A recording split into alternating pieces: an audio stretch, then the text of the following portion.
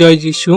এখানে যিহোশুয়া 5 অধ্যায়ের 12 পদে বলছে, আর সেই পরদিবসে তাহাদের দেশোৎপন্ন শস্য ভোজনের পরে মান্না নিবৃত্ত হইল।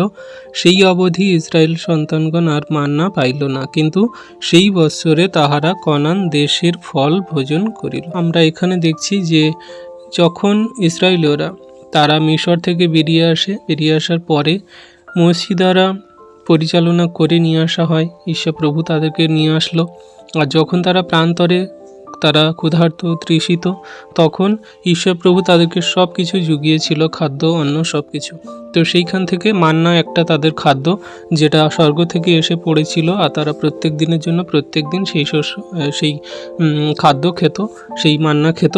আর তারপরে যখন তারা 40 বছর যাবৎ তাদের পাপ, ভুল, অন্যায়, সত্য ঈশ্বরকে মানতে চায়নি, সমস্ত কিছু করার পরে যখন তারা সেই কনান দেশে আসার মুখে পড়ল, তখন ঈশ্বর প্রভু তাদের সমস্ত সেই পাপকে ক্ষমা করে দিয়ে, বা একরকম ক্ষমা করে দিয়ে তাদেরকে কনান দেশে যখন নিয়ে আসলো। আর কনান দেশে নিয়ে আসার আগের মুহূর্তে তাদেরকে কি করলো না, এই মান্না তাদের কাছ থেকে নিয়ে নেওয়া হলো। আর তাদের এখানে বলা আছে তাদের দেশ উৎপন্ন শস্য, মানে তাদের দেশের যে উৎপন্ন শস্য তারা নিজেরা সেই ফসল ফলিয়েছে, সেই শস্যকে তারা খেতে লাগলো।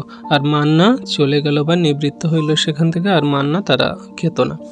আর ইসরায়েলীয়রা তারপরে তারা কি করলো, কনান দেশের ফল ভক্ষণ করিল। কনান দেশ ঈশ্বর প্রভু তাদেরকে দেবে বলেছিল, যে কনান দেশে তারা আসবে বলেছিল, ঈশ্বর প্রভু প্রতিজ্ঞা করেছিল, সেই কনান দেশের ফল তারপরে তারা খেয়েছিল।